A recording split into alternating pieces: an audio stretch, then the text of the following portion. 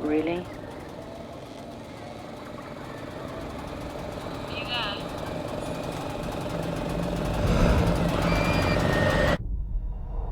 Can you hear me?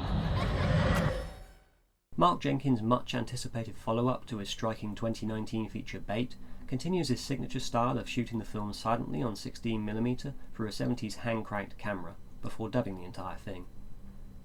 The key differences between this and his prior works is that the style here is not in contrast with setting, instead it's there to inform it, since the film evokes the 1970s, and this time around it's shot in colour too. Bait took a little while to gel with, but eventually I settled into its somewhat experimental structure, and really admired its unique look. When I heard that his next project was a Cornish folk horror set in the 70s, my eyes lit up. This is obviously going to be the perfect match for the director's enigmatic process, haunting use of sound design and experimental style. Set on a fictional Cornish island of the film's namesake, which translates to Stone Island, Enys Main followed Mary Woodvine as a nameless volunteer, staying on the otherwise uninhabited island to study and observe a rare flower growing in contaminated soil. The film displays the repetitions of her daily routine and the little rituals that she partakes in, such as throwing a stone down a mine shaft, firing up the generator, making a cup of tea, noting up her observations of the day, and settling in for a cosy night to read A Blueprint for Survival under candlelight in bed. If you asked me after my initial cinema viewing of this back at the beginning of the year, I'd have told you that I was disappointed to say that it didn't live up to my expectations nearly as much as I'd hoped. I wrote that it did a good job of building an ominous pace of her daily repetitions by taking its time of showing you less stuff in some parts of a day and extra parts in others, and growing more intimate with the characters' nighttime hours. There were moments where some scenes or shots lasted a little too long, but on the whole I thought that it was great pacing and scene setting for the first 35 or 40 minutes or so, ripe for things to start getting weirder for the next act. I think that this is where the film fell short for me first time around. I thought that the film lent a little too much to the experimental style of weird, meaning that its creepy moments ended up falling flat for me, as the weird experimentalness of those scenes had subverted the film's grounding in reality too much for me to feel any palpable sense of threat or danger for our nameless character. I like experimental film that pushes surreal sound and imagery to the forefront above narrative, but I feel that this is a style of film that is notoriously difficult to marry effectively with something on the psychological horror spectrum, particularly a feature length. There felt like a definite mixture of Nick Rogue, David Lynch and Derek Jarman here, but I thought that this film perhaps drank too much from the Derek Jarman well at times. I felt that there truly was a great film somewhere here, and that this was the slightly too indulgent experimental work print that needed reining in by 20 minutes or so. I also wasn't expecting the film to be the sort of film it was. Perhaps I had a few too many narrative expectations, having only recently watched Bait before it, or perhaps the trailer was a little too deceptive. Maybe both in this case. For about 9 months or so, the film continued to play on my mind though, so I finally caved and picked up the BFI's fantastically stacked Blu-ray release of the film.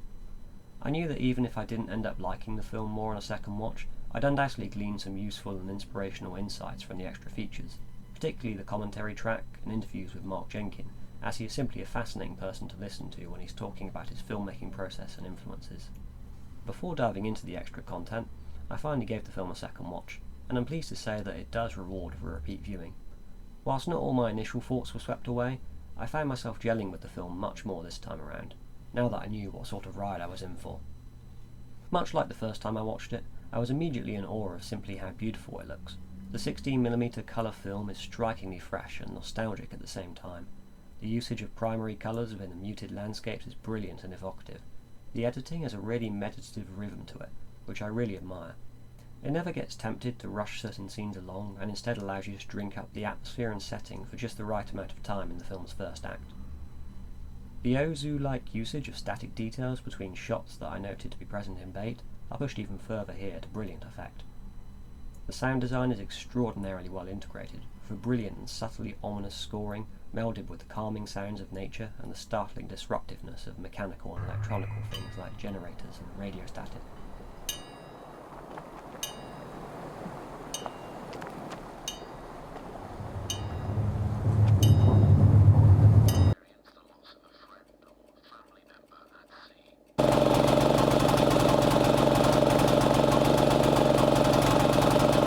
This particular aspect of the disjointed match between the natural and the unnatural within the film's soundscape is one of my favourite aspects of the film's craft.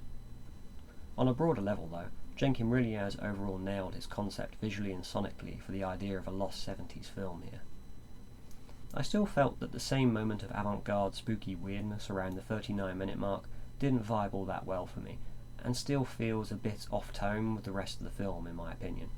But I was able to look past it on this watch, and I was glad that it didn't hamper my enjoyment of the rest of the film. I can easily see how this is a film that can frustrate more than gratify due to its unashamed lack of any resolutions. The general perplexing nature of it, and Jenkins' refusal to explain too much of what it's all about, can waver between annoying the hell out of you in certain moods and excite you in others, as it puts you at the centre of a Lynchian nightmare of a mystery. Even if you can't find yourself drawing out many conclusions as to what it's all about narratively, something that I can't even pretend to have fully grasped yet, I certainly found it fun trying to spot the recurring motifs as well as the cinematic reference points that have taken root in the film's DNA. I found myself thinking of the weird 70s British oddity The Shout on a few occasions, due to both films' off-kilter tone, weird narratives evoking folky horror, and usages of sound design. I also found myself thinking of the 1940s American avant-garde masterpiece Meshes of the Afternoon by Maya Deren at several points due to its playfulness of timelines and the surreal possibilities therein. Upon my reappraisal, I do now think that this is something special and unique. It will not please everyone. If you're after a one-and-done, wrapped-up mystery folk horror, then you'll probably be disappointed. If you're after any kind of reasonable narrative expectations, then you're also liable to be disappointed. If you're after a mood piece that uses the texture of analogue filmmaking and sound design to evoke a 70s aesthetic, then this will certainly excite your senses.